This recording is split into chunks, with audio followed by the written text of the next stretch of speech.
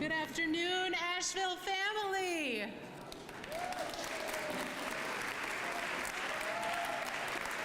Hello. My name is Brianna Kemp. I'm a national organizer with Repairers of the Breach and the Poor People's Campaign, and I'm so happy to be here with all of you today. Before we get started, we have interpretation available for today's program, so I'm going to invite Melissa Escobar up to give some instructions for that. Hello, everybody. My name is Melissa Escobar, and I'm a Spanish certified interpreter from Western Carolina Interpreted Network. And I'll be, and Bonnie Schley, I'll serve you here, and we'll be providing interpretation services through this event. So if you need anything, please let me know, and we'll give you the equipment. Buenas tardes, me llamo Melissa Soto Escobar. Soy una intérprete certificada y trabajo en Western Carolina Interpreted Network y vamos a estar proveyendo servicios de interpretación. Si necesita el equipo, estamos aquí. Bonnie Schley también es otra intérprete que va a estar prestando estos servicios durante este evento. Gracias.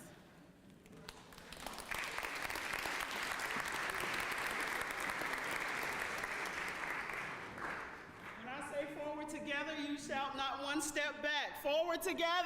Not one step back. Forward together. Not one step back. Okay, reach way down for this one. Forward together. Not one step back. I don't know why, but I believe you. We're going to sing together a little bit, okay? Because singing kind of gets the energy flowing, right? We're going to start off with Woman's Song of Asheville. If you know them, make some noise.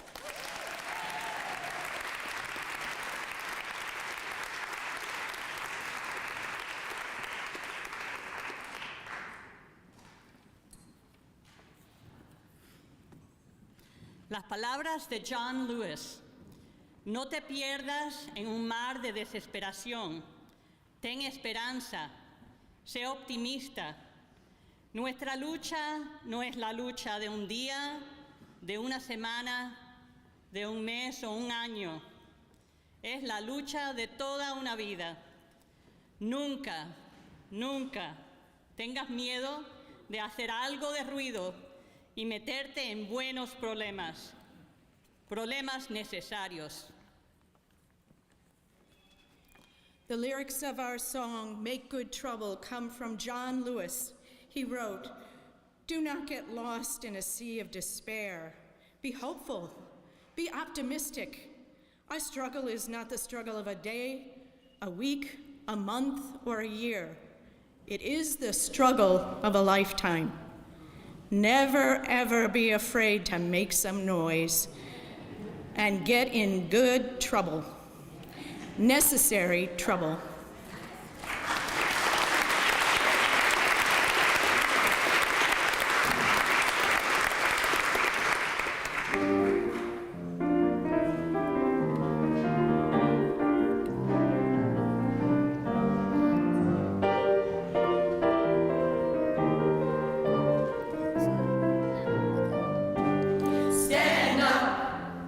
Make good trouble, speak up and make good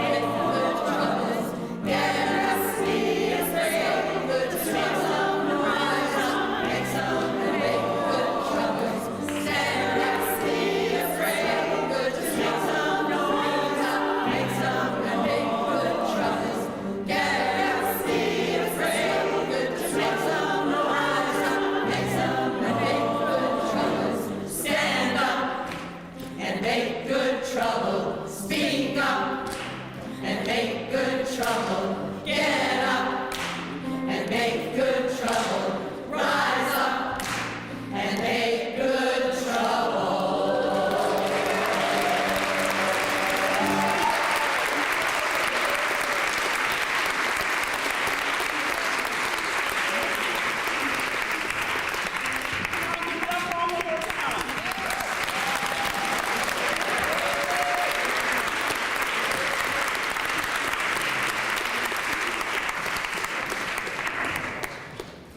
I know I'm not the only one. I'm loud and I'm a troublemaker.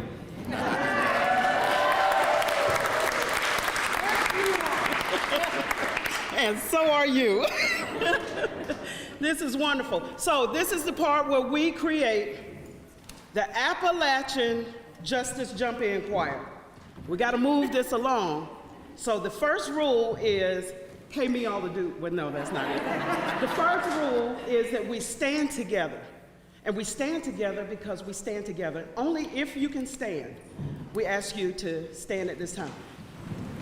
And if you're near somebody who can't stand, you stand for them. But we stand with each other, okay? Let's start off with the song real quick. I have to do it just because I have to. Altos, sopranos, tenors, bass baritone. I only sing in the shower. Just like I thought. Okay, just like I thought.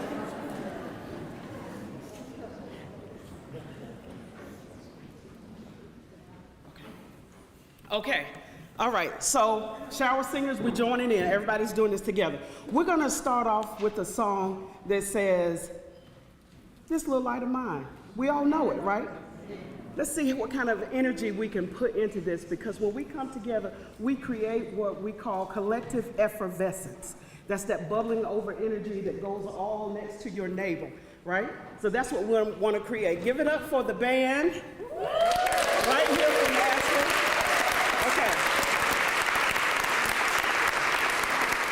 This is right.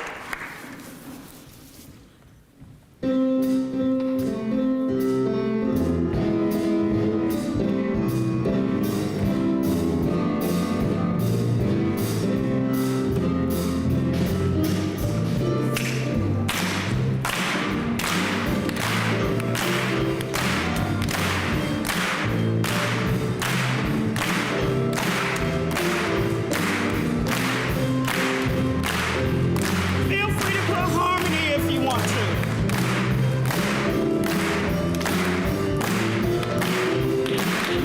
Go. This little light of mine, I'm gonna let it shine. I said this little light.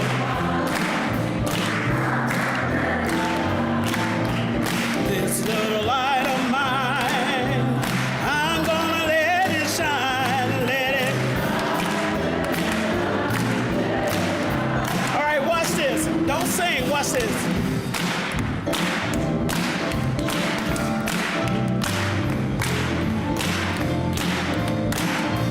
All right?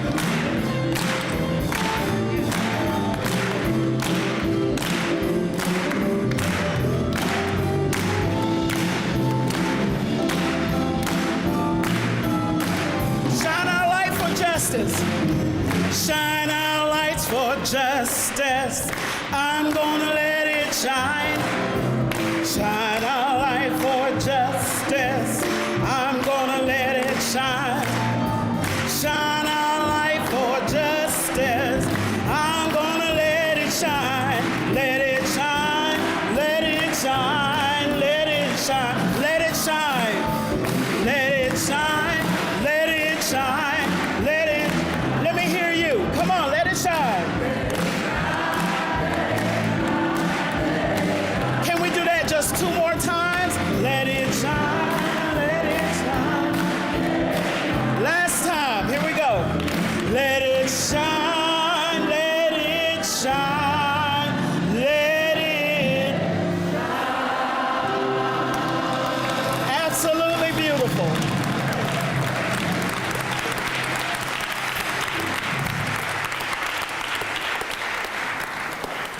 Let's remain standing for a second. Now, I'm actually calling an audible because I want to make sure the media and other people understand exactly why we're here. And so I want the folk behind me to grab these placards. I need about 20 more people to come up real quick. Organizer, I need y'all to help me. We have 24 and just line up all across. Everybody get one of these. Don't bring your own, I got this one. Bring about 20 folk. All right, I want you to turn them that way. I want everybody in your seats. If you can, with the placards you have, turn around that way. And I want them to focus on it. It says, unleashing the power, the voting power of poor and low-wealth voters in North Carolina. There are 3.2 million poor and low-wealth voters in North Carolina. 1 million did not vote in the last election. If just 19% of that would vote, it would outdistance any margin of victory in this state. We are here today at this congressional tour because we are determined to unleash the voting power of poor and low-wealth people, every race, creed, and color, and sexuality in this state. And what we say, let's say it together. Say if. Say if we ever needed to vote for democracy and justice. If we ever needed to vote for democracy and justice. We sure do. Need to vote right now. Right now. Right now. Right now. Right now. Right now. Right now. Vote right now. Vote right now. Vote right now. Vote. Vote. Vote. Vote right now. How about that? Clinton, if you would, bring up that video, and then we're going to call the pastor on June 18th, bring it up, and then Miss Yard's going to come back in just a little bit. But I don't want anybody to be mistaken why we're here. We're not here to play. We're not here just to see each other. We're not just here fellowshipping. We're not sending this out to thousands of people. We are here because there's a battle going on for the soul of this democracy, and we don't intend to sit it out. That's why we're here.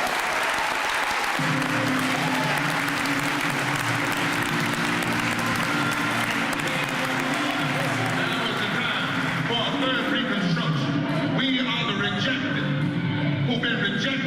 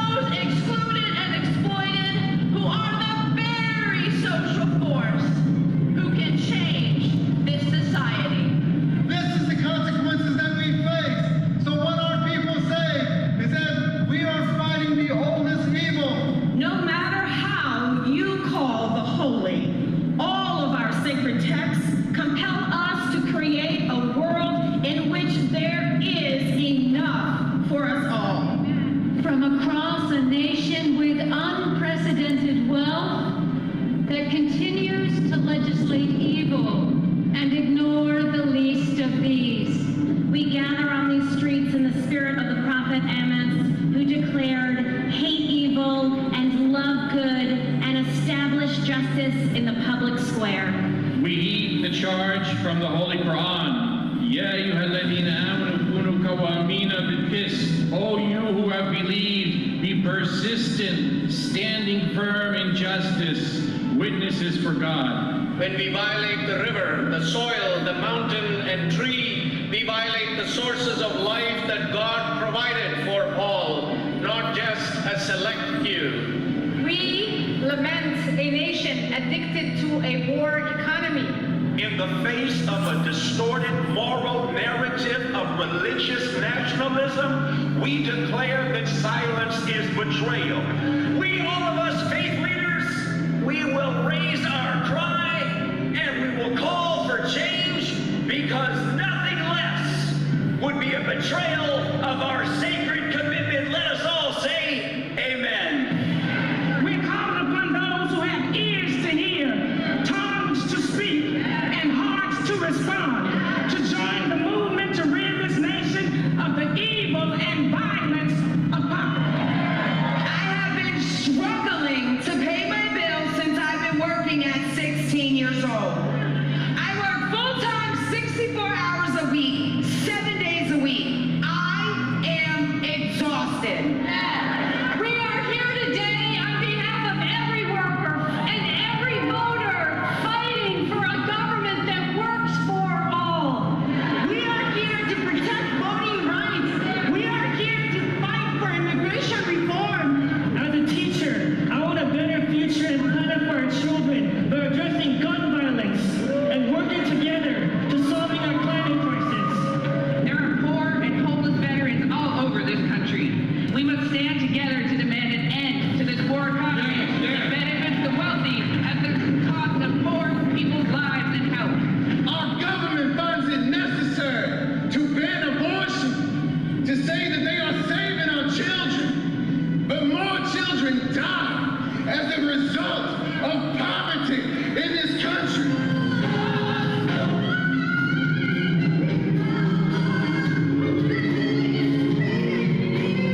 I'm here because I'm holding fast to that promise of freedom that our ancestors fought for. They were fighting for our ability to control our own bodies, to determine our own futures, to be the architects of our own destinies. And that's the fight that we're fighting right now. This system doesn't provide health care or living wages, but it wages chemical warfare. We should not be cornered and forced to choose one necessity over another. I am here to tell you, incarcerated lives matter too. We are forgotten people. We are poor people. And we are suffering. I have been faced with many challenges in my life due to a broken system that has a long history of punishing the poor while rewarding the corrupt, wealthy class. If we treat these evils as distinct and isolated from one another, they will continue to undermine our solutions, seeping into this work like toxins, poisoning our progress. When we think about the global climate crisis that threatens to push 100 million people into poverty by 2030, this is our moment. So you have to ask yourself, are you an architect of this reconstruction? Will you be willing to do the work to build a stronger foundation and core to America? It's time for us to stop being passive Christians. We gotta get up. We gotta get off those comfortable pews. We gotta get out of these churches. We gotta get out here. We gotta advocate for the least of these. And so we stand on that principle in this country, that no matter where we live, no matter what my background is, no matter who I love, no matter what I can do, at the end of the day, I am deserving to be treated like a human being. We decide to love, and when you love folk, you hate the fact that they're treated unjustly.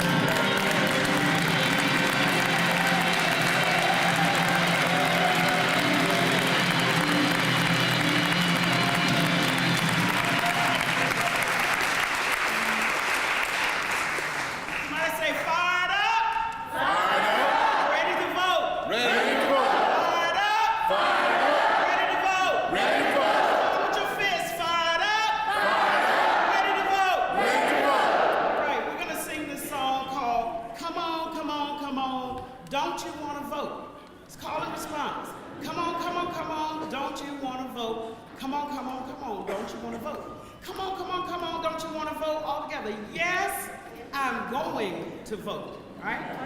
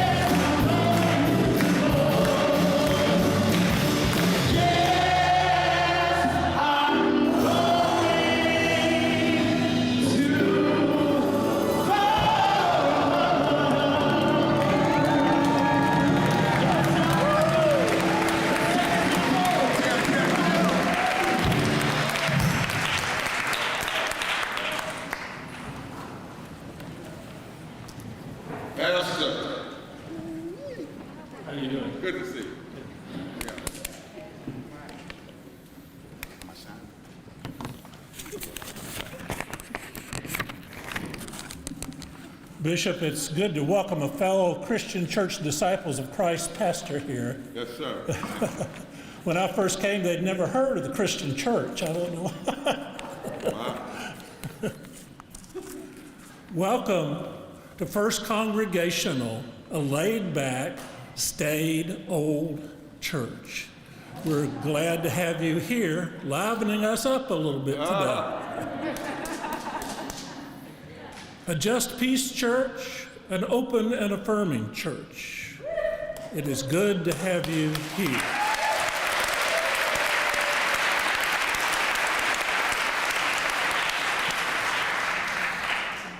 Straight folks are welcome too. Worship is at 10:30 in the morning. If you're not going to come, let me know why. Restrooms are right outside this door, and this is an exit that's open. Restrooms are downstairs, and this is an exit that is open. Once again, welcome to First Congregational United Church of Christ. Thank you. Thank you.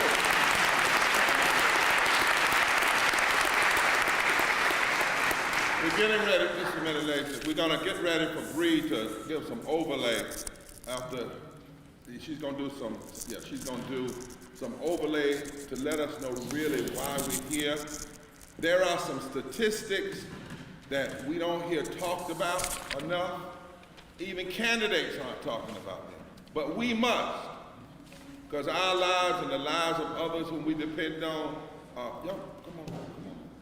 You're right there in the two seats right over there. We want everybody speaking up. We believe in a whole lot of family, a whole lot of people. But we want to make this clear. We are not just here just to be here. There's power that we are yet to unleash. And Brianna's going to come and walk through some slides.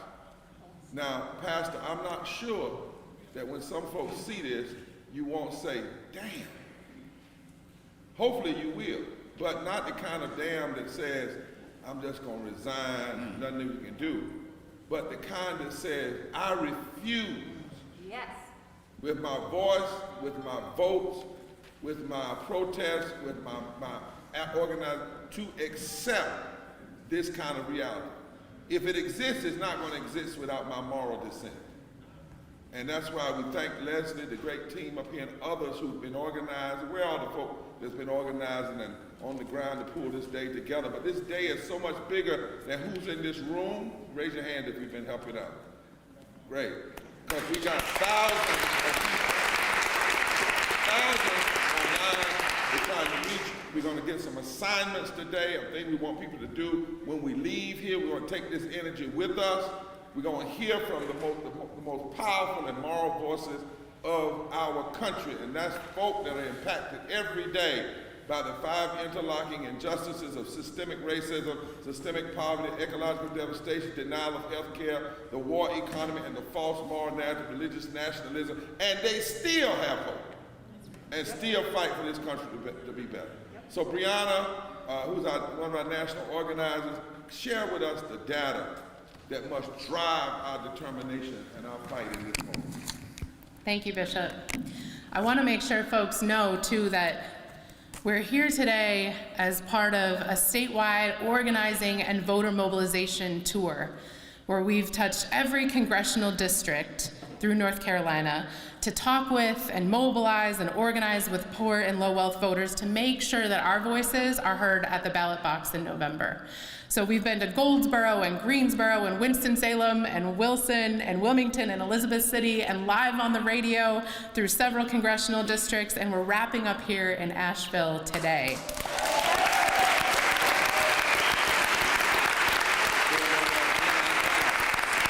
Yes, we've had many powerful partners in this tour, and thank you to everyone who did so much work to come together today. And we're on this tour because, as Bishop said, we understand that as poor and low-income voters, when we organize and mobilize to the polls together, not around a political party or a particular candidate, but around the issues that matter the most to us, we have an incredible amount of power. So I want to look at some numbers. Brianna, and I want y'all to hear that because some of me here. We don't organize around a candidate, but we choose our candidates based on the issues not how they look, not the kind of suit they wear, not how smooth their their ads are, but where did you stand on these critical issues? That's right. That's what we are nonpartisan, but we're not non-political. What we mean by that is we look at things through a moral lens, and we ask the serious question. Don't kiss my baby. Make sure my baby got some food, health care, and That's right. got a living wage.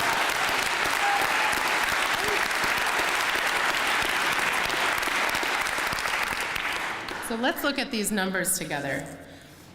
In the United States, there are 140 million poor and low-income people.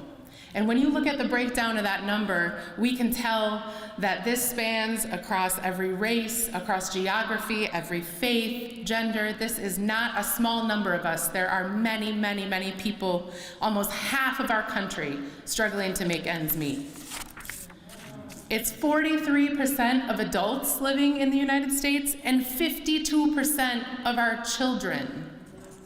That's not right. Here in North Carolina, 44%, almost half, of North Carolinians are poor, low wealth, and low wage. That is 4.6 million people. Almost half of the workers here in North Carolina. Go back and disaggregate those numbers. Sure. I want the news and everybody, go right down that line. It's 53% of our children. That's 1.2 million children in this state. 46% of women, 58% of black people. Give the numbers. 1.2 million, 67% of Latinx people, 699,000, and 36% of white people, 2.2 million across the state. 44% of workers in North Carolina, 2 million people, make less than 47% of North Carolina workers, 2 million people. He always tells us don't be loud and wrong, so I gotta be loud and right today. 2 million people make less than $15 an hour, less than a living wage. The minimum wage. Let that settle for a second. I'm teaching Brianna how to be a Southern preacher. You got to let that settle. You got to give folks time to react. So you can't read over like it's a commercial. You know how we have these TV commercials, and they'll say 5 people got killed, and go through a Coke commercial. And what it does is it desensitizes folks. Yes. Y'all didn't see what she said? 47% of North Carolina workers, that's 2 million people, make less than $15 an hour, 50% of North Carolina workforce, which means with just one vote that was blocked last year by 48 Republicans and 2 Democrats, one out of Arizona, one out of West Virginia, that one vote kept 2 million people in poverty and low wealth. And in our state, even though 79% of all North Carolinians want a living wage and a raise in their wage, we've not had a vote, not even a ballot initiative. If there's a level of righteous indignation you must hear so that when we leave these pews, we go into communities and inform people and let them know this is not because of people's problem. This is purely because of bad public policy. Right. And bad public policy comes from bad elected politicians. Yes.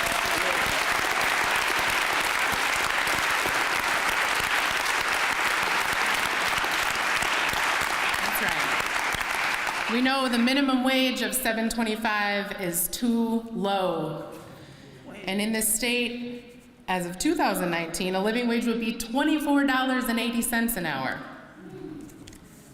At the minimum wage, it would take 94 hours of work per week to afford a 2-bedroom apartment.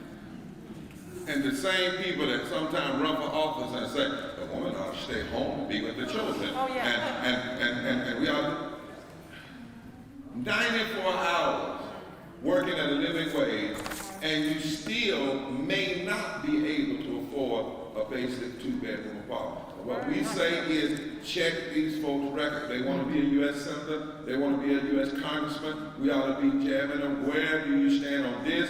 And then we ought to be informing. You don't even have to tell people where they vote, who to vote for. Just tell them what they voted for. That's right. And let people make up their mind. But at least folk ought to know. Am I right? Yes. That's right. That's right. The next slide, there are 1 million people in North Carolina who have no health insurance in a state that has refused to expand Medicaid. Not okay. 32% of census tracts in North Carolina are at risk for being unable to afford water. And over 9,000 people in North Carolina are homeless as of 2018, but we know that conditions got worse for people during the pandemic.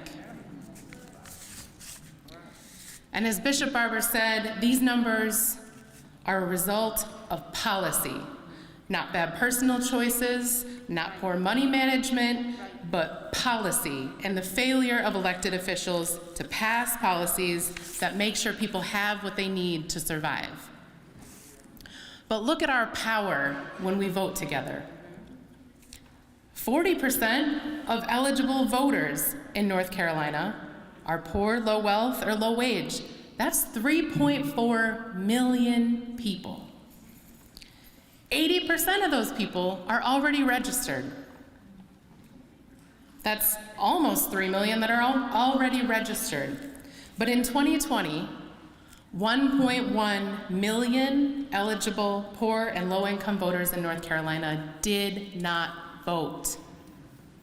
This is why we're here today, because that 1.1 million people has an incredible amount of power when we are organized and we go to the ballot boxes together. And we want to dispel a lie. We've done the research when they used to say, well, the reason is because poor and low-wealth white folk vote against their own interests. The truth is they don't. The data shows that. Last election, 54% of poor and low-wealth white voters voted for progressive. What we know, though, is that the data shows most poor and low-wealth people do not vote because of one thing. Nobody talks to them. That's right. They don't talk to them in the radio ads, TV ads, that nobody goes. We go to communities. We're canvassing now, and people are literally breaking down at the door, I mean in tears. They said nobody has come to visit us and ask us anything for 40 years, 20 years, right? And I'm gonna talk about that at the end, why that is. But that's power, y'all. And 1/3 of all poor and low-wealth people in this country live in the South. In North Carolina, it would only take 19%. She's gonna show you some of that, but in some places, it's even less than that. And at some point, we have to decide what we have to do, not just what's being done to us. That's right. If you look at this map, this looks at the margin of victory from the 2016 presidential election.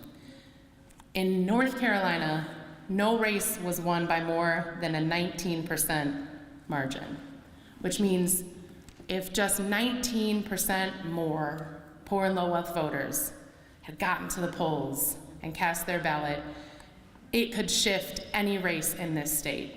This is what we're doing here today. There's 180,000 votes out of 1.1 million. That's all that is. That's right. Here in Congressional District 11, of a total population of 770,311 people, there are 254,385 poor and low wealth people. That's 33% of the population here in this congressional district. That's an incredible amount of power that if we can reach those people and talk and organize and mobilize to the polls together, we can move toward that 19%. And watch this. Go back to that slide. You see that one of the things we're saying to folks in this congression is go and check what the victory margin was for your person sitting in the United States Congress. I bet you nobody won up here over 30,000 votes. I bet you there are races up here where people got in the state Senate State House, less than 3,000 votes. City Council, the margins are so small, yeah. And what is constantly happening, if you listen to corporate media oftentimes, is they don't even count poor people in. They keep telling people they're not going to turn out. And so then when people don't turn out, they say, see? Well, we have to be a different kind of movement. We have to be. That's right. These are the numbers, and it's important that we know and we understand all of these numbers. And what's most important here tonight is that we hear the voices of the moral leaders in this movement who are doing the work every day to organize together and make sure people get to the polls and make sure that we can have an impact. I'm gonna ask Leslie Boyd and Evan Richardson, two incredible leaders here in the Asheville area, building the North Carolina Poor People's Campaign. Somebody say, these numbers. Somebody say, these numbers. These numbers. Make us want to organize. Quentin, since we showed the long version, we'll go straight into the testifiers rather than showing each one of those testimonies. All right, so we'll do that next. So, why do we depend on people to tell their stories? I'm Leslie Boyd. I'm co-chair of the Western Region along with Evan Richardson, and I've been telling my story for years. And as a journalist, as a retired journalist, I spent a career telling stories that explain public policy. This is what we're doing today. These stories are the numbers you've been listening to. Pay attention, because these are real people with real stories, and they don't deserve to live under bad public policy. That's right. So please listen carefully. Thank you. Yeah.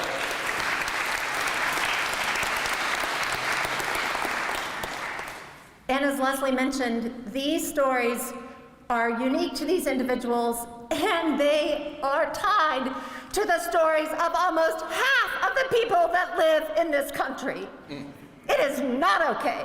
We are a moral movement. That's right. Yes. That's right. We stand here in this house of God to organize for the power that God puts in each of us.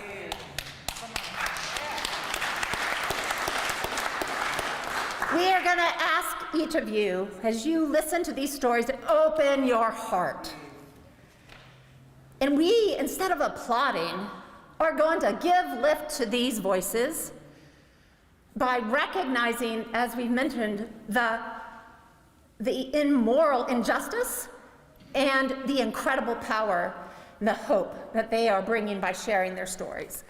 And so instead of clapping, we are going to ask you to join in. This is an incredible chant that gives me such, brings tears to my eyes.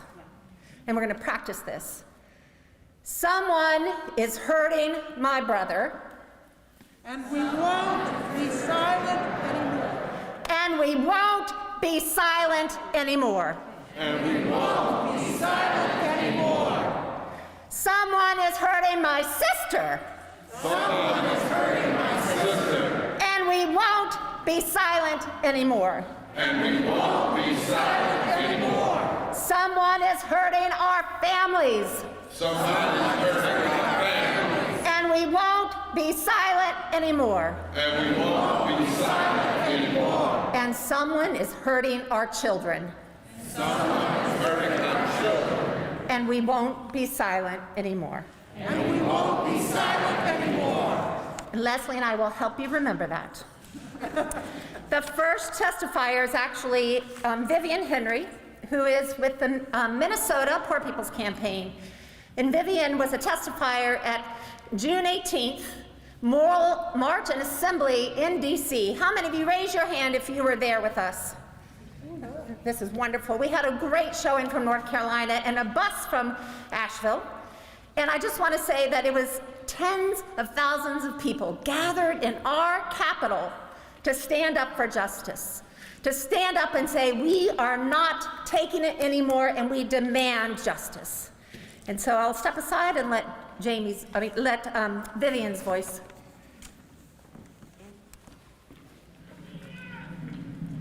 My name is Vivian Henry. I'm from Minnesota.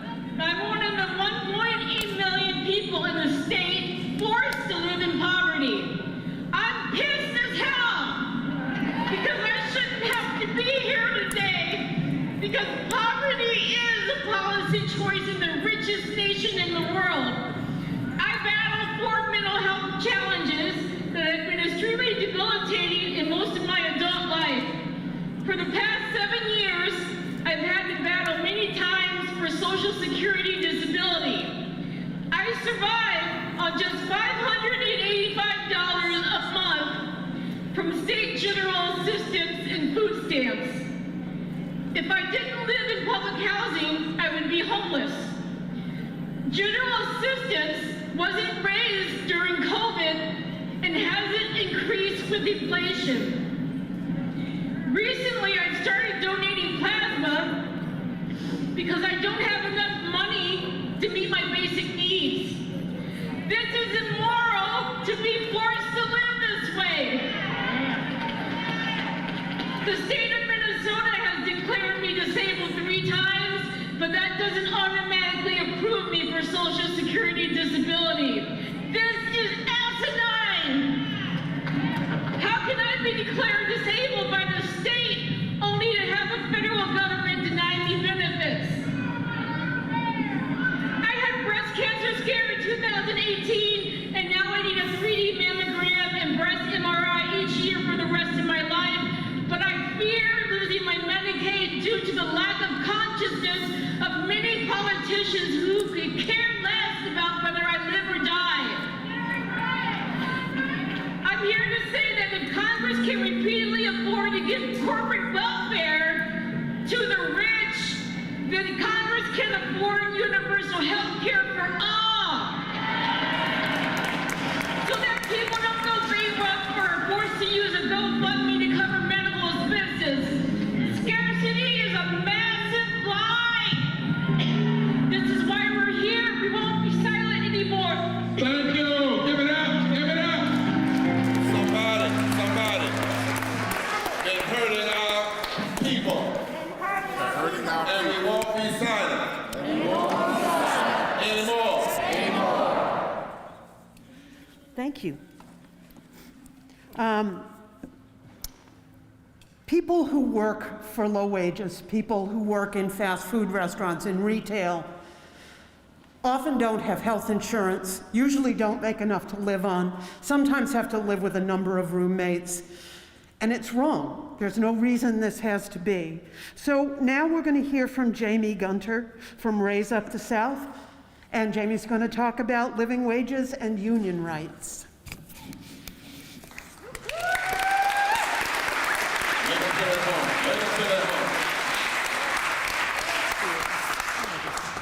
Hi, my name is Jamie Gunter. I'm a McDonald's worker, and I have worked at a lot of fast food restaurants, and I am a part of Raise Up. And we all have the same problems. We all demand, our demands are the same, mainly. We have the same problem all over these low-wage jobs. We don't get paid enough. Wage theft is happening everywhere. Sexual harassment's happening everywhere. We just got out of that, out of this one strike. So been there. Our jobs are unsafe. We have no voice on the job because we don't have a union, and we don't. A lot of people don't know that the unions exist. They don't know about us. They don't know about their rights. So even though we work at different places, we all have the same demands. That's why we are organizing to make a change. That's right. And that's why we need to vote. Now, when we get to voting, I have never voted. I'm not going to lie, I have never voted. But since I joined Raise Up, I'm voting. I didn't know how important it was. So I'm going to vote this year. But the things that the way that we could organize, or the way that we could, because here is the elected officials have the power to change. They could raise the minimum wage up to $15 an hour. But I make $16 an hour, and I can't even afford my medicine. That's right, that's right. I gotta choose between medicine or food, or if my son needs anything. That's right. And sometimes I go without my heart medicines, you know? I'm on 14 different kinds of medicines. I can't afford all of them. I don't have no health insurance, no Medicaid, no insurance, because my job cut our hours so they don't have to provide insurance. That's right, that's right. So they could make companies treat us fairly. They can make it easier for us to form unions. They could expand Medicaid. That's right. So I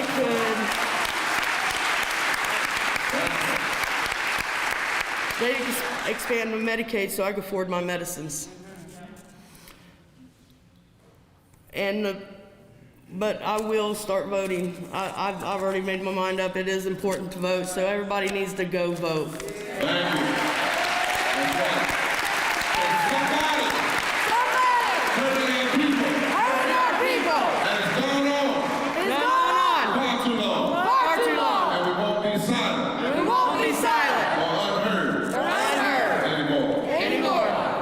Let's thank our sister and them for their honesty.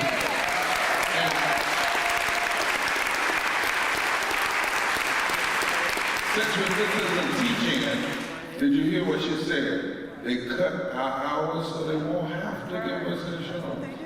She said, I make 16. That's why we say 15 is a minimum living wage. But we say that ought to be the minimum wage. And that was the $15 was asked for in 1963 in the March on Washington. Right now, you know why we have an inflation problem? They won't talk about it. 2 reasons. All of the tax cuts to the corporation, which allows them to dump so much money into the economy for their own personal gain, that it drives things up. And then people not being able to survive in inflation because they don't have a living wage. If you want to deal with inflation, you gotta raise taxes on corporate wealth. And you have to raise wages for it. It's simple. It's economic 101. And we got it back, which is why we always ebbing and flowing. Joseph Stiglitz, a renowned Nobel Peace economist, said it like this. He said, too often when we start talking about wages and health care, some politician will get up and say, well, how much will it cost? Wrong question. How much does it cost not to do those things? Absolutely. That's right. Our next speaker is Nikita Smart, who is a community doula and co-founder of Sisters Caring for Sisters.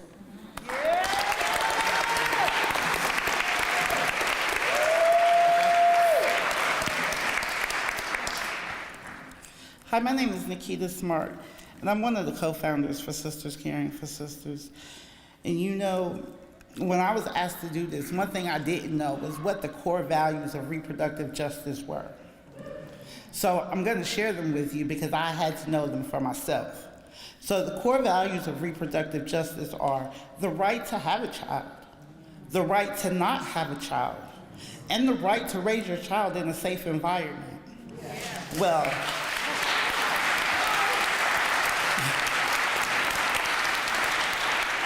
currently all those things are at risk for us. So as a doula, and as a doula for Sisters Caring for Sisters, I'm going to encourage you to do the things that we encourage our moms to do. And that is to do your research. Like Reverend Barbara said, don't go on how their looks. Go on what their values are. Go on what they're doing and how long they've been doing it. Make an informed choice, because the only way that this is going to solve itself, and not solve itself because it takes a village, is with informed choice. So if you're out here and you know how important this is, I need you, when you walk into those polls, to think that America's daughters, America's granddaughters, sisters, aunts, all of those are at risk for reproductive justice. That's right. If we don't stand and fight for this now, I like to say, Is there anybody familiar with the Hulu show Handmaid's Tales? If we don't stand and fight for this now, America is headed towards Handmaid's Tales. So when you take those decisions, when you're making those decisions to vote, just please make sure your choices are informed.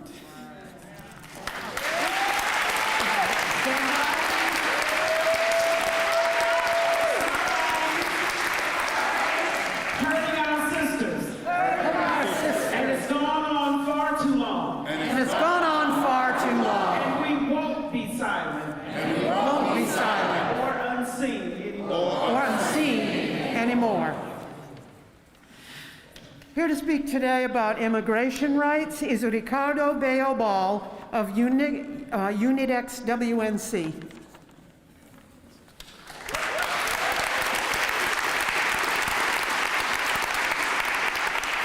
Hola a todos, mi nombre es Ricardo Bello. Emigré a los Estados Unidos en el 2001 en busca de una oportunidad de trabajo. Como millones, crucé el desierto para poder lograrlo, porque una visa nunca fue una opción. Decidí establecerme en el oeste de Carolina del Norte gracias a que a una amiga del colegio me recibió en su departamento y orientó para poder tramitar mi licencia de manejo. 3 años más tarde, escuchamos que las licencias desaparecerían para los inmigrantes indocumentados y que también entraría una nueva ley llamada 287G, donde la policía podía actuar como agente de migración. Hello all, my name is Ricardo Bello. I immigrated to the United States in 2001, looking for job opportunities. Like millions, I crossed the desert to achieve this, because a visa was not an option. I decided to establish myself in Western North Carolina, thanks to a school friend who hosted me in her apartment and helped me to get my driver's license. 3 years later, we heard that the driver's license were gonna disappear for undocumented immigrants, and that a new law called 287G was gonna go into effect, and through which the police was gonna act as immigration agents. La preocupación de la comunidad fue grande y se convocó para que saliéramos a marchar en contra de estas leyes.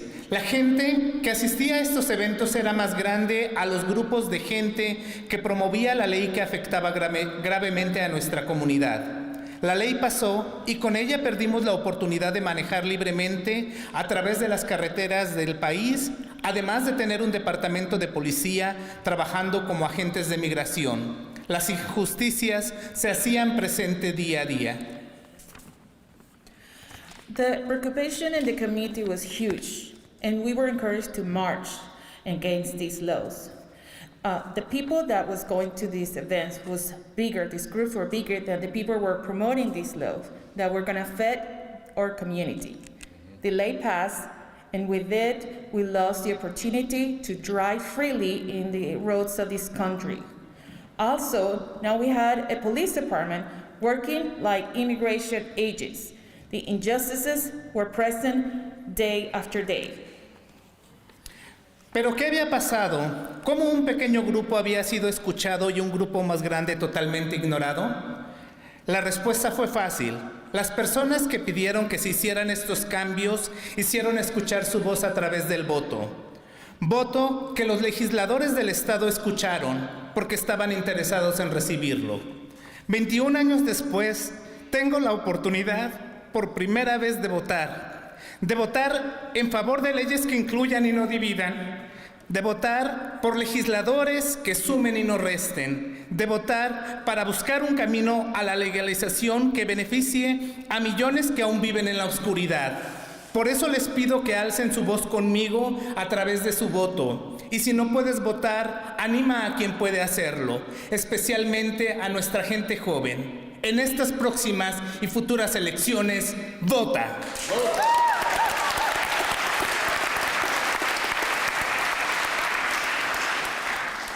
But what had happened? The minority was heard and the majority was ignored. The answer was easy. The people who wanted these changes, they did that through voting. voting that the legislators heard because they were interested in receive this. 21 years later, I had for the first time the opportunity to vote in favor of laws that include and not divide, to vote for legislators that add and not subtract, to vote to find a pathway to legal immigration that will benefit millions that live in the dark. That's why today I raise my voice and I ask you to raise your votes with me through your vote. And if you can't vote, encourage people to vote, especially our young people. In these next elections, vote.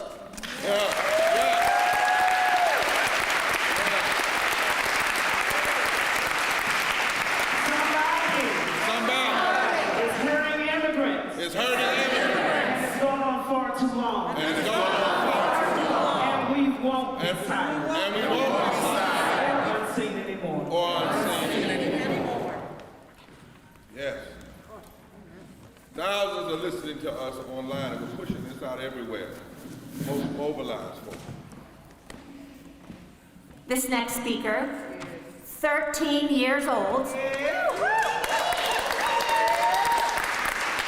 grader at Irwin Middle School and a member of the Umoja Health and Wellness and Social Justice Collective's HOPE program, Julia Derry. Julia!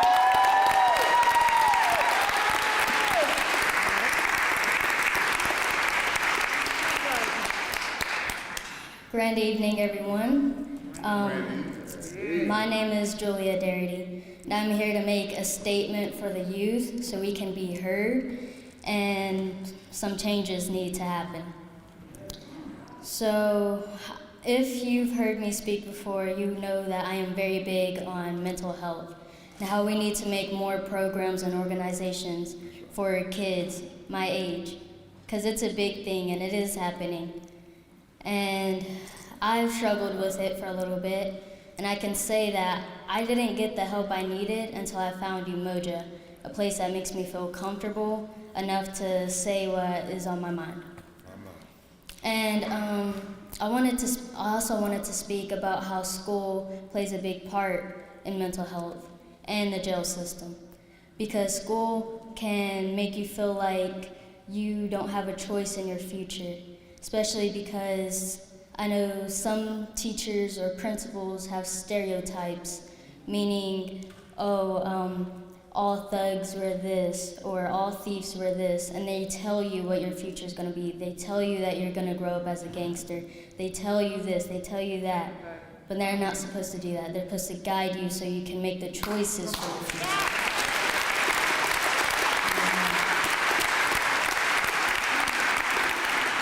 So when you grow up saying or listening that you're going to be that way, you're going to grow up that way, and that's going to put you in the jail system.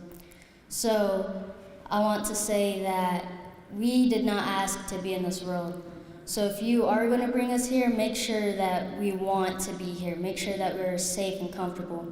So choose wisely on how you vote, because your future, or our future, is in your hands. And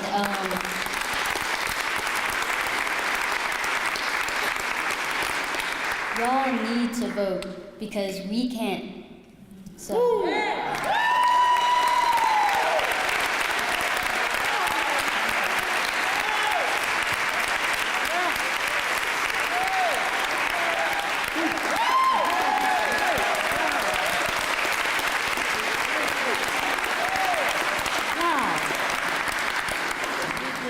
Somebody is hurting our children. And we won't be silent. We won't be silent. Or unheard anymore. Amen. In July, we got some good news, a court decision that allows people who previously were convicted of felonies and are now out of jail to vote. Yeah.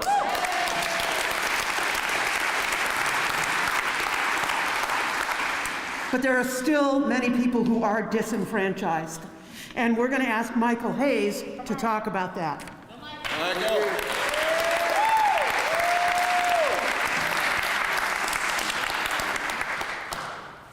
So first of all, let me say this. I am one of the people that Julie was talking about who didn't have access to mental health to talk about those things that I went through, the traumas that I went through when I was 8 years old on up to 20 when I was first incarcerated for 10 years. And then I had to do 4 years of that. And when I got out, trying to go to school to better my life, but I couldn't get a Pell Grant because I had a Class D felony.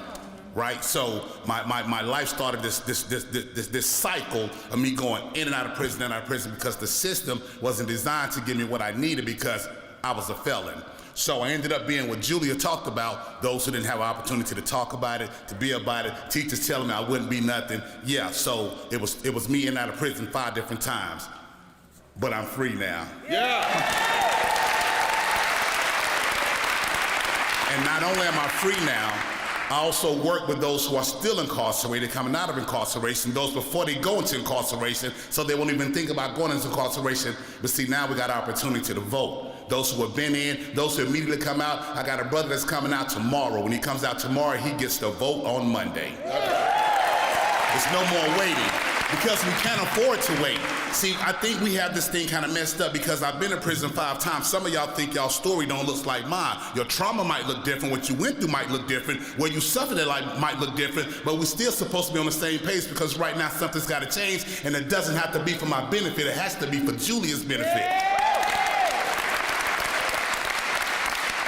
You see us with these shirts on and it says hope for the future. That means healing our personal and past experiences for our future. The United States got a lot of healing to do because there's been a lot of trauma that's been passed on. But see, now for our people that's in the criminal justice system, there are a lot of organizations and a lot of people that's like, okay, enough is enough. It's more than your motion. You got Philip Cooper with exactly. You got the Second Chance Alliance that's here with Brent. We got my brother Steve working with people that my daddy taught me that so the young people won't get involved in the justice system. So we have this opportunity to prevent those things from happening, but I still get judged for what I used to do. And not just by the people that are here, I'm talking about by politicians, by those who are in control, because even though it says I can vote and my vote can count, I run a nonprofit organization, and I run a nonprofit organization that actually hires, I got like 60% of my staff are involved in the criminal justice system. Hold up, 90% of my youth are involved with the justice system. If it's not them directly, it is their parents. So if we don't vote to have people in that can understand what resiliency looks like, that can understand what trauma looks like, that can understand that being poor, being of a low-wealth community is a form of trauma, then we cannot change the trajectory of the 90% of the children that are in my program that's involved with the justice system. I'm 55. I don't have insurance. Half of my staff, none of my staff make over $20 an hour. Because the way I'm looked at when I go in to go get a grant, oh, Michael, you've been to prison, you've been a bad boy. So we change the people that are in there making that decision. We organize to make sure that they understand, like policy has to change to give a brother like me a chance so that I can give a young woman like Julia Daugherty all the chances that she needs to be as great as she can be so she can walk in her greatness, and then she'll be the policy maker, and I'll be all right then. Let's vote, baby, let's vote.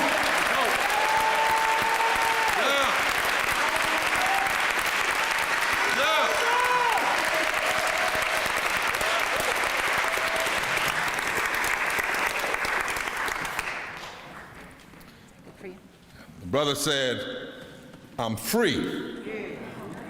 And I don't think he was just talking about from behind bars. Free to be a man, free to speak the truth, free to call a lie, free to say that the lie of scarcity is a lie. The lie that we don't know what to do to address these, address these issues is a lie. And the reality is, we know what to do. The issue is having a movement that pushes us as a nation to have the moral consciousness to do what must be done. When you get that kind of freedom, my grandmama used to say, can't no jail even in a grave, hold you down. Thank you, my brother. Thank you, brother. Hey, let's thank all of our testifiers.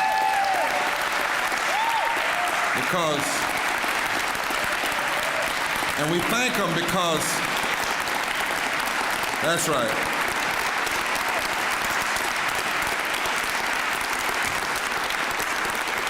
That's right, we thank them because telling the truth in a time of lies is revolutionary in and of itself. Telling the truth in a time of lies is revolutionary in and of itself. This young sister said, vote because I can't. What she's really saying is, if you don't vote and people hurt me, then you become an accessory to the crime. My other brother sister said, I have not voted, but now that I've got involved and I understand the importance of it, I'm out here. No shame in that. Sister, there's some people that know the importance and don't vote. So I'm glad you know the importance. When you knew it, you decided. You decided to act. You decided to say, I'm gonna do everything, not some things. If it needs fighting for legislation, I'm gonna fight for legislation. If it means protest, I'm gonna protest. If it means civil disobedience, I'm gonna do civil disobedience. If it means voting, I'm gonna vote. If it means preaching, I'm gonna preach. We don't do one thing for justice. We do everything we can in the nonviolent tradition for justice because we will not settle for anything than justice coming. Somebody says, but sometimes it's a long time coming. Well, that's right, but it's a long time for you to get old, but ain't you glad you stayed a long time? Just because it takes a long time doesn't mean it's not worth fighting for. Right. It means it is worth fighting for. You know, we talk about things like this. Some of our history is so abbreviated. Some people say Rosa Parks sat down. No, she didn't. Rosa Parks was investigating rapes of black women long before she sat down on the bus. There were young folk, this child's age, that sat down. The first person that sat down was a young girl, 13, 14 years old, that had gotten pregnant out of wedlock, and the bougie folk didn't want to support her.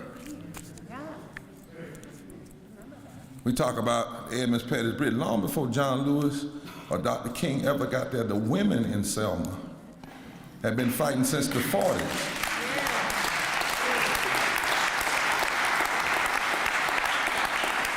The first action was not March of 1965. It was in 1963 when Diane Nash and her husband refused to go to the March on Washington. Diane Nash was upset because they wouldn't let any women speak.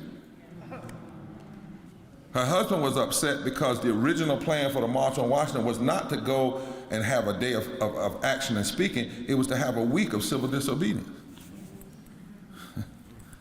And some organizations said, no, that's too radical. Wasn't Dr. King, I'm not gonna say who it was, but it wasn't King and it wasn't SCLC. And so Diane Nash and her husband said, we're going to Selma to start organizing. Bernard Lafayette said, when you went to Selma in the civil rights movement, they saw that as you going to die because nothing good was supposed to come out of Selma. They didn't just march one time. There were numerous gatherings. The first march, when they got beaten, it wasn't 1,000 people. It might have been 200. You got to look at the pictures real close. They did something that you learn in civil rights organizing. When you don't have but 100 folk, don't bunch them up. Let them walk 2 by 2 and spread them out 10 feet apart, and then it looks like. Go look at the pictures, y'all. The first march in Birmingham was only 58 people. It grew. Folk didn't come to the March on Washington because Dr. King was speaking. They came because there were 600 cities and counties where people were actively engaged. Sometimes it is a long time coming. It's not long in the train of history. It's just long because there are forces against what we're trying to do. But that's okay. Hang in there. Long suffering is a gift. Long suffering is a necessary part of fighting for justice. It took us 20 years in North Carolina fighting Democrats to get same-day registration, early voting. But guess what? We got it now. Now we have to use In 2013, after the Shelby decision, they went after it and tried to take it away. It took us 6 years of litigation. We filed the case 47 minutes after they signed the ink on the monster voter suppression bill. I was president of NAACP at that time. We filed a bill, North Carolina NAACP, against McCory, but we didn't file not a bill, we filed a lawsuit, but it wasn't a black lawsuit. We had women plaintiffs, we had white plaintiffs, we had Latino plaintiffs, we had churches, we had students. It was the first time in history that a civil rights piece of voting legislation didn't just focus on the impact of black people. It focused on black people and then expanded it to show the collateral damage on all people. They spent $6 million of your money, the legislature did, fighting. You know how I knew we were gonna win? The day we were in court in Winston-Salem, and there were 3 judges there, 1 black, 2 white. And in the middle of the court case, this white guy from South Carolina asked the chief if he could say something. He said, "May I say something, Mr. Chief?" I said, "Oh Lord, we in trouble now." And I was wrong for doing that, because I judged him by the sound of his voice and did not wait for the substance of his words. He looked right at the lawyers for the voter suppression bill and said, "I just have one question to ask. Why y'all don't want people to vote?" And the room, I said, "Ooh, we just won." Because that's the question. Why in the world, in a democracy, are you trying to undermine people's right to vote?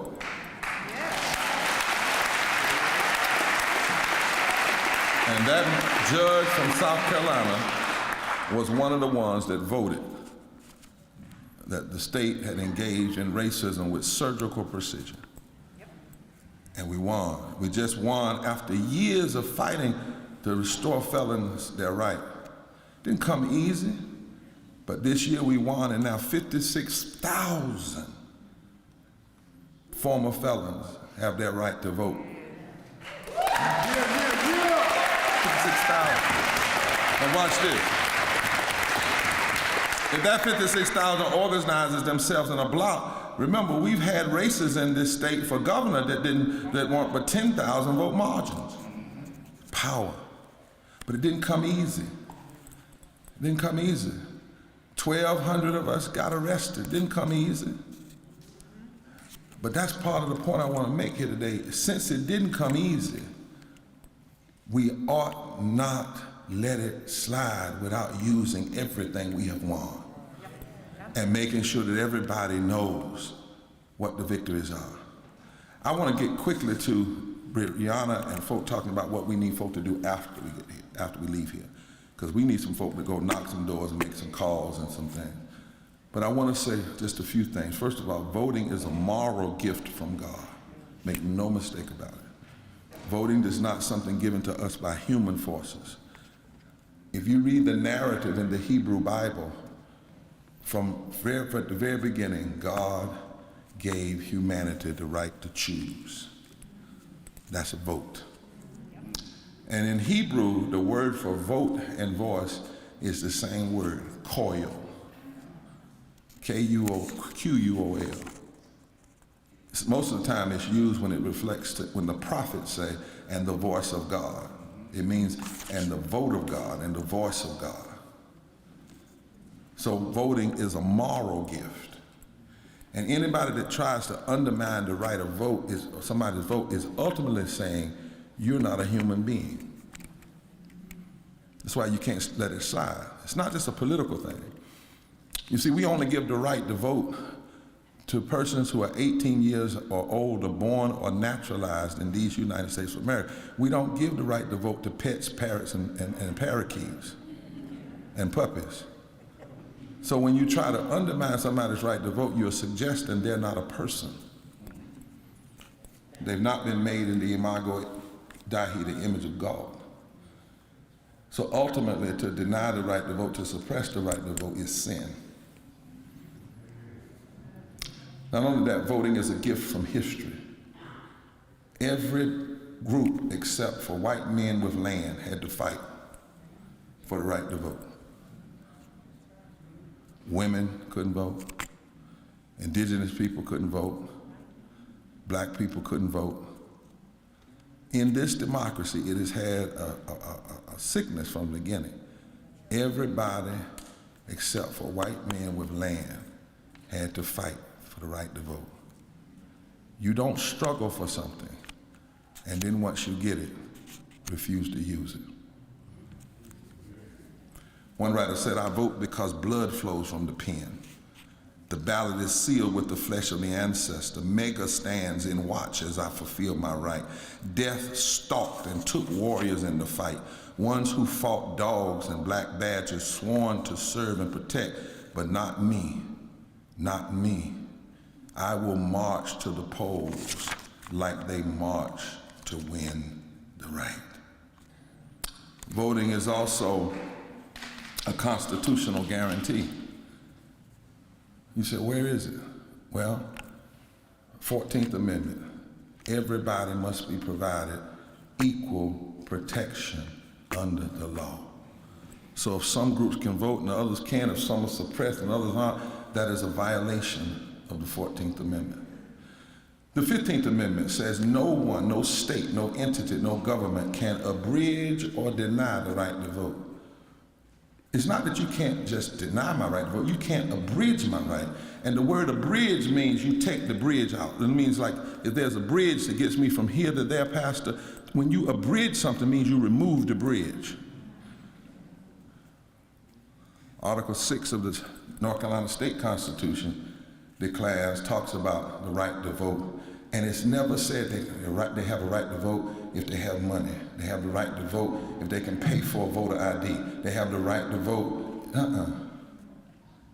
We've always said signature attestation is all you need. You sign your name and declare that if you're lying and somebody catches you, it's a felony. It's hard enough to get people to vote to think you're gonna get folk to lie and risk a felony to try to forge somebody else's name. It doesn't even make sense. But also, Nika Giovanni said it when she talked about the vote. She said it's not a hug or a toy at Christmas. It's not a colored egg at Easter or a bunny hopping across the meadow. It's a vote. It says you are citizens. Though sometimes it's a traveling and sometimes a no. It can be made male or female. It can be right or left. It can disagree. Excuse me, I can disagree, but I'm a citizen. I should be able to vote from the prison. I should be able to vote from the battlefield. I should be able to vote when I get my driver's license. I should be able to vote when I purchase a gun. I should be able to vote when I'm in the hospital. I should be able to vote when I'm in an old folks' home. I should be able to vote if I need a ride. It's a vote. I'm a citizen. It's a vote. It's a vote. But lastly, and I want Bree to begin to come up, voting is a guaranteed way, let me have that T, it's a guaranteed way to shift public policy. Voting is, it's not the only thing you do, but it's got to be one of the things you use if you're serious about shifting public policy. You cannot say you want to shift public policy and then stay out of electoral politics. It ain't the only thing. And you shouldn't only get involved when it's voting, and if you lose the vote, you go home, because you can still protest, you can still fight, you can still change. And sometimes we protest, you can win, make folk who don't support your issue have to support your issue because you change the political context. But you have to vote. And the extremists know that. Let me read something that Dr. King said. And if you hear this closely, you will understand why everything that's happening now was planned. Everything. Trump, January 6th, 20-some states passing voter suppression. None of this started with Trump. Trump, and you got to get off Trump a little bit. We're giving him too much credit. And if you don't get off of him, you miss it. You think, well, if you get Trump out of office, everything is fine.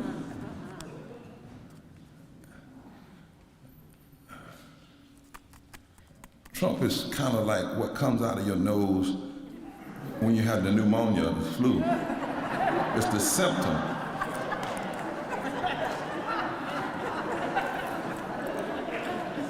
Yes, I said that. Because racism is that too. It's a symptom. Meanness is that, it's a symptom. Hatred is a symptom of something deeper. Right? Folk tearing down the Capitol, that's a symptom of something.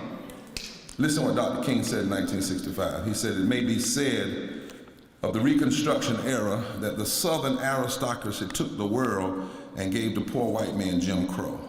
And when his wrinkled stomach cried out for the food that his empty pockets couldn't provide, he ate Jim Crow. He was given Jim Crow. Given Jim Crow. Segregation was created to segregate the Southern mind, segregate the Negro, make people stand against one another. And then Dr. King said, standing at the end of the Edmund Pettus march, at the end of the Selma to Montgomery March, he said, you must understand, whether it was during the first Reconstruction in 1800 or the second Reconstruction in the 1960s or our fight today for a third Reconstruction, Dr. King said, the threat of the free exercise of the ballot by the masses of poor Negroes and the masses of poor white folk coming together is the great fear of the aristocracy in this nation. It is the great fear, because that is the voting bloc that could fundamentally shift the economic architecture of the nation. If you understand this, and then you understand one more piece, here it is, one more piece. In 1967-68, Kevin Phillips advised Richard Nixon that the Republican Party could win without Negro votes. But they had to paint the Democratic Party as the Black Party. Phillips predicted a new American revolution coming out of the South and the West because of the fears and objections raised by the Civil Rights Movement, the women's movement, the peace movement, and the gay movement. Buchanan and his Nixon aide colleague Kevin Phillips said, we must figure out how to engage in positive polarization. I'm reading this from the footnote, the book called This Time of Illusion. We must figure out how to intentionally and consistently divide particularly white and black folk from one another. Appalachia from eastern North Carolina. We got to do this. If we do it for political advantage, we can win for the next 50 years. This is 68, 69, 70. You find this in a book by Jonathan Shell written in 1976 called A Time of Illusion. Buchanan went on to say, what we have to do is cut the Democratic Party in half and cut the country in half. And if we do that, we'll get the better half. He said, if we do this, even ethnics in the North will turn to us because they don't like the Negroes who run the Democratic Party either. And they don't like progressive whites. Phillips said, if we do this, from Maryland to Arizona will become a new base of the Republican Party. We can persuade Southerners and Southwesterners to join us. We can pick up some folk in the Midwest and in the breadbasket. And then Howard Dent said, and if they catch us, they'll disavow it publicly. That's the root. It's not Trump. Trump inherited a plan. He charismatized the plan. He financed the plan. And it's not just him, it's many others. This is not new. It's a strategy. Lee Atwater talked about it before he died. He said, what you do is you don't say things that sound racist, you say things that sound economic, like tax cuts and entitlements. But the way you talk, they become code words for blaming other folk. You remember what Tupperville did the other day down in Alabama? They just want our stuff. And you get pit people against each other who need each other. And what happens in the midst of that, they don't increase living wages for white folk or black folk. They don't increase health care for white folk or black folk or brown folk. What they do is increase corporate profits. And they play on people's fears. Now here's what I come to say, and I'm through. We got here in this country because of a plan. An intentional deconstruction plan. That's how we got here. We got here, Bree, because some folk decided to intentionally split us. They didn't want to get all of us either. They said, if we can get 30%.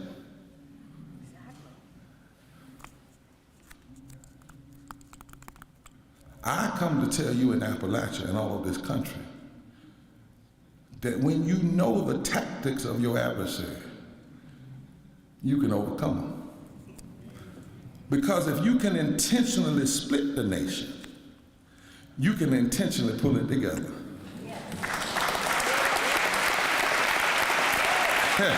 If you can show people that the same people fighting a woman's reproductive rights are the same people fighting living wages, are the same people fighting health care, are the same people fighting voting rights, are the same people fighting environmental justice, are the same people fighting against public education, and say to folk, if they are cynical enough to be together, can't we be smart enough to come together? If their plan works, our plan can undo their work, and we might even win some of them in the process. If they split us, we can seal us. If they cause a division, we can bring back the unity. If we decide that we're not going to silo our issues. That's why in the Poor People's Campaign, Repairs of the Breach, we say there are 5 of them: systemic racism, systemic poverty, ecological devastation, denial of health care, the war economy, and the false moral narrative of religious nationalism. Somebody asked me, Reverend Barber, you black, what you fighting for? All of them. They asked Leslie, you white, what you fighting for? All of them. Because what I know, that if I can't pay my light bill and I'm black, and you can't pay your light bill and you white, if your lights go off, we all black in the dark, we better figure out how to get the lights on. And we can get the lights on if we come together. Everything they divided, we can bring back together. And God has fixed it so we don't even have to get everybody. Lord have mercy, just 19%. Touch your neighbor and say, can't you get 19%? Can't we get one out of every 5? If we can just get 20% to come together, we can close the split. We can seal the split. But we got to talk straight. We got to talk right. You say, well, the politicians aren't saying what they ought to say. Well, I got a news for you. Most of the time, politicians aren't going to say it till you make it necessary to be said. That's just the nature. Even the ones you like. The consultants tell them, don't talk about this, don't talk about this. But in Moral Monday, we used to say, make them hear you. Huh? You don't wait for them to hear you, you make them hear you. You talk straight. Somebody say, talk straight. You say to somebody that you tries to use abortion as a wedge issue, you say, go somewhere and shut up. Because now some of you may genuinely believe in life, but a lot of these politicians, they don't believe in life. Don't believe in life, because how can you say you believe in life and you don't want a girl that was raped or a woman that was raped to have an abortion, but then you abort health care, you abort living wages, you abort... Talk to me, somebody. We need some straight talk. We need a group of folk that are saying, we're sick of the division. Turn to your neighbor and say, neighbor, it was a plan and a plot, but it stops with us. Howard Thurman used to say, you know your own strength by the kind of attacks your enemy brings against you. He said, you know how strong you are by measuring how hard they have to fight you. And so in order to stop the unity and progressivism in this country, they had to lie and cheat and go all the way over in Russia and get some false information and then get a lying-failed businessman and all of that stuff. If they had to have to do all of that, if they have to pass voter suppression law in every state, that is not a sign of our weakness, that is a sign of our strength. And we need to stop bowing our heads down and go to work. Go to work. Tillis, when he won for Senate, only won by less than 15% of the vote, 50% of the vote. Obama, when he won, only won by 14,000 votes. Governor Cooper won by 10,000 votes. Sherry Beasley lost by 400 votes. Somebody just said we have 1 million poor and low wealth voters who have not been voted. I come out of a tradition that says two things. One is what God told Moses when they came out of Egypt and the people got scared because they had to work a little bit, because sometimes, well, you mean we gonna have to work to save this democracy? Hell yeah, you're gonna have to work to save this democracy. It's not just gonna be handed to you. You can't just talk about what your mama did. It makes no difference if your mama and your grandmama and your granddaddy went to the March on Washington. You're gonna have to march now, baby. You're gonna have to organize now. You're gonna have to register folk now. And so the people got all hot and Moses got scared and Moses said, stand still and see the salvation of the Lord. In other words, watch God fix it. And God said, I didn't tell you to say that. That's not what I told you to say. He said, Moses, what's in your hand? And Moses said, a rod. He said, well, then stretch out your rod. Use your rod. Put your rod to work and watch the reed or the Red Sea open up. I stopped by to ask Mountain Moral Monday, Mountain Poor People's Campaign, do you have a vote in your hand? Do you have a vote in your hand? Do you have a ballot in your hand? Well, let's find everybody we know to use what's in our hands. And then the last thing is, Jesus found a guy one day. He had been laying beside a pool, and he was sick. He'd been sick 38 years. Kind of like us, we've been sick of this Southern strategy for more than 30, 40 years. And Jesus went to the man laying there and said, do you want to be made whole? You want to get up? Am I in the book, Pastor? That's what he said. He said, you want to be made whole? And the man started making excuses. The man said, well, I ain't got nobody to put me in the water. Because about once a year, an angel comes by and we get to vote whether or not we want to be healed. Once a year we get to vote, but I don't have nobody put me over there in the water. Now, I believe two things went through Jesus' mind. One of them, Jesus lived by the inch principle. If you inched every day for an inch, if you did 365 inches, you'd already be at the edge of the pool, ready to fall in when it was voting time. Translation, you can't just organize when it's an election. You got to organize all the time. And then I think Jesus even said to him, look, all y'all are sick. So why don't all y'all start inching together? Why don't all of y'all grab each other's hand and grab each other's arm and just start pulling each other together? Instead of laying in your misery, why don't you organize in your misery? Instead of wallowing in your pain, why don't you fight through your pain? And then the third thing I think Jesus said was, I ain't asked you if nobody gonna help you. I asked you, do you want to be made whole? I haven't asked anybody around this country, and I'm not going to ask for, are the Democrats going to help you? Are the Republicans going to help you? Are suddenly the extremists going to have a change of heart? Is the corporate world going to just somehow gain some form of benevolence that they're going to back up?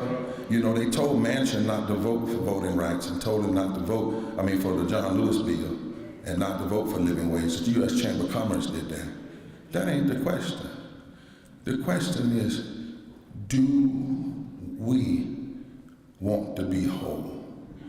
Do we want an America that works for everybody? Do we want to see an end to racism and poverty and the denial of health care? Do we want to see it? Let me tell you what Jesus said to the man. If you want to see it, start organizing your mattress. Just start picking up and acting like you're going to fight for what you want. And watch as you organize, healing come. I stopped by to tell you, to ask you, do you want to see a healed North Carolina? Then let's get up and let's get out. Let's get up and let's get out. Let's get up and get out the vote. Let's get up and get out the vote. Let's get up and get out the vote. Let's get up and get out the vote. Let's get up and get out to vote and watch God do take our little and make it much. God always has, and God still will, but we have to do what we have the ability to do. And we've got the ability to turn this state out and to turn it upside down right here from Western North Carolina. Appalachia can make a sound. In 2014, Appalachia was the only district in America that sent an incumbent Tea Party home. In 2014. If you did it in 2014, you can do it in 2020. Let's go to work. You can do it in 2022. Get up and get out this vote. Get up and get out this vote. Get up, get up, get up, get up, and get out this vote.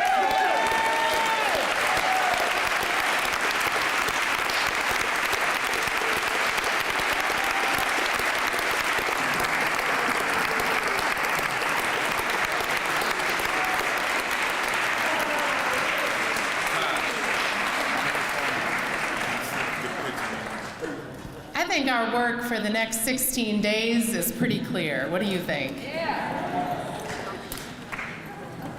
I don't know about you, but I'm gonna do what Julia told me to do. And I'm gonna vote so that my 2 kids and Julia and all your kids and our communities don't have to keep fighting these same fights again and again and again. Evan, come up here and join me. So, we're going to ask everyone to do a few things tonight. We have some volunteers who are going to be walking around right now handing out pledge cards and pens. Please make sure you take a pledge card. This is how we are going to get in touch with you after tonight. A few simple things. I'm a slow, okay. Let me slow it down. We're going to give some time. All right, all right. We're going to give some time to fill out these pledge cards. And while you're doing that, I want to remind you of a few things. One, we got to make sure we're all registered. If you are not, it is not too late. There is same-day registration even during early voting, which is happening right now. Make sure you have a plan to vote. Are you early voting? Are you going on election day? Make sure you've got a plan and a ride. And make sure that your family, your friends, your community, your neighbors, everyone you know is registered and also has a plan. On the next slide, there's a website that you can go to if you are looking for information about registration, about early voting. It is happening right now. It started Thursday and goes through Saturday, November 5th. Right now, tomorrow, we could all go vote. And then spend the next 16 days taking our family and friends to vote. So there's a website there that you can find for more information. The next thing we need you to do is fill out this pledge card. And Evan is going to talk a little bit about the 3 main things we are all going to do together for the next 16 days. And the way that we are going to give you the information on how to connect with these opportunities is from the info on that pledge card. So fill it out while you're listening to Evan, and then you're also going to get a handout on the way out tonight that gives a little more detail about where we're canvassing and doing all these things. So Evan, tell us how to get involved. Absolutely. So you're going to sign up to knock on doors. What was it that Reverend Barber said is the reason why poor and low wealth workers don't vote? Nobody talked to them. So you can actually, and if you can't do it, you can actually ask other people, ask 10 other people you know to get involved, to knock on doors and canvass, text banking, and phone banking. Text banking, National Poor People's Campaign text banking. You can sign up every day. We have 18 days to get out 19% and make a difference in this state. You can sign up multiple times a day to text bank. The Poor People's Campaign, the National Text Bank, has already reached 3 million poor and low wealth voters in focus states, including North Carolina. So you can be part of that. You can sign up to Canvass starting tomorrow, and there's a contact number on the sheet that you're going to get when you walk out today. Almost every day between now and the 3rd of November. Come on out. We're going to go out in pairs. You'll get training, you'll have information, and talk to people. Get out of your comfort zone. It makes a difference. And then Carolina Jews for Justice and the Unitarian Church has 2 more days of phone banking on the 27th and the 3rd of November. And so you can sign up to join them. And again, if you can't do these 3 things, find 10 people who can. And even if you can do these 3 things, find 10 people who can. We have 18 days to get out 19% of poor and low wealth voters so that we can put an end to the policy violence.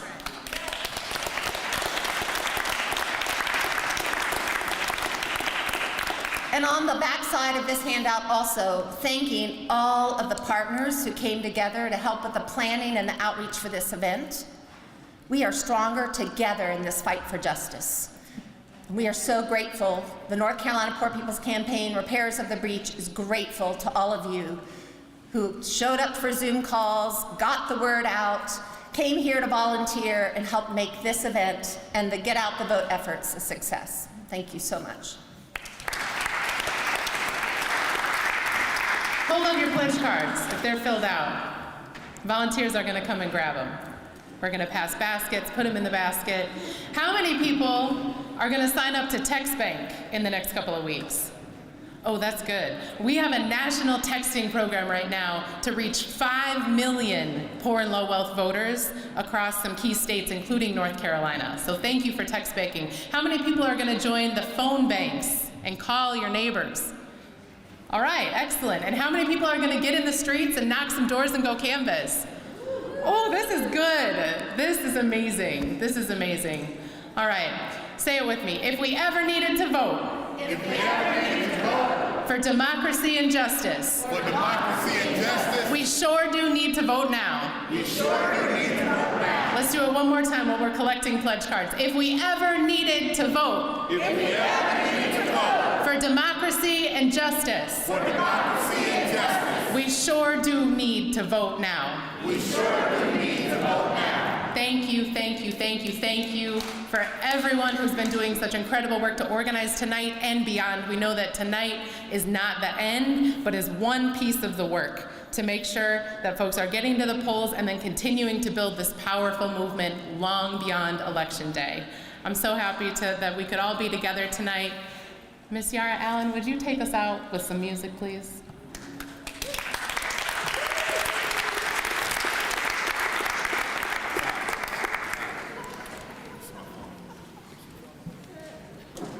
Fired up, ready to vote. Fired up, ready to vote. Fired up. I just want to give my personal thanks to all the testifiers. I am always moved by these testimonies, but tonight was something super special and something that I'll carry with me. I want you to stand for this one. And let's give it up one more time for a woman's song. And for the band who joined us tonight. But we're gonna do this one, let's do this one a cappella, all right? And we've been chanting it all night. Somebody's hurting my brother, and it's gone on far too long. And we won't be silent anymore. Now this is not a plug for me, but that song was born in Stokes County, North Carolina. And the night that I wrote that song, we were listening to testimonies from people who were impacted by coal ash. And folks got up and fought. They fought for their actual lives. And that song has been used over and over and over. And we're singing it tonight because we're in a fight for our lives. And we're in a fight for this young lady's life right here. She told us if we don't vote and she's hurt, it's on us. So we're not gonna have that. You know, we're not gonna have it. All right, so we're gonna sing. I'll sing Somebody's Hurting My Brother, and it's gone on, and you'll respond far too long. Yes, it's gone on far too long. It's gone on. Somebody's hurting my brother, and it's gone on far too long. And we won't be silent anymore. All together, right? We won't be silent anymore. Oh, somebody's hurting my brother.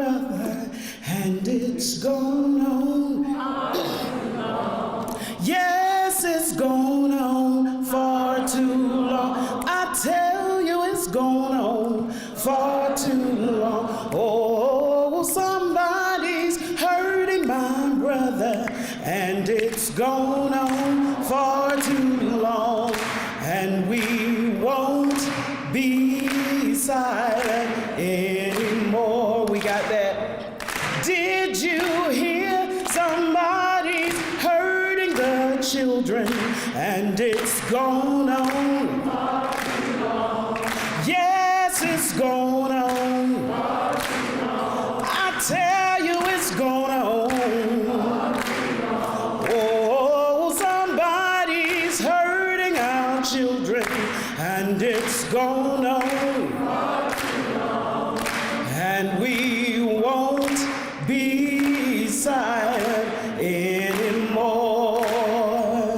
Did you know somebody's taking our health care, and it's gone on far too long? Yes, it's gone on far too long. I tell you, it's gone on. Whoa, somebody's taking our health care, and it's gone on far too long. And we won't be silent anymore.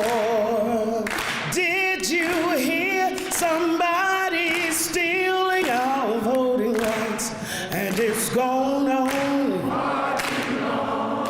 Yes, it's gone on far too long. I tell you, it's gone on.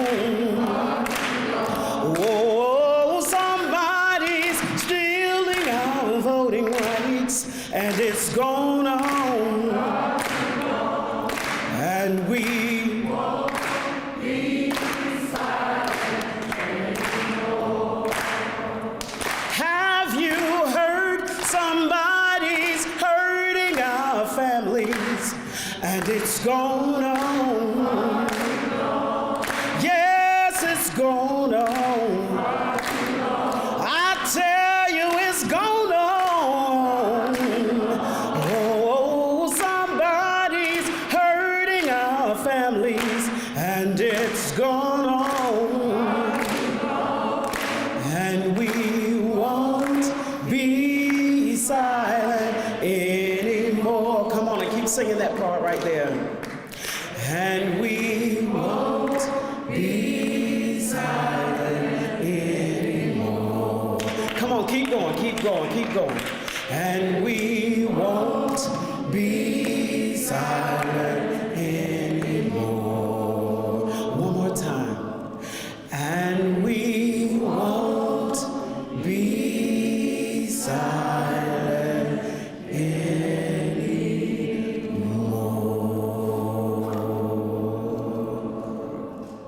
Forward together. Forward together. Forward together.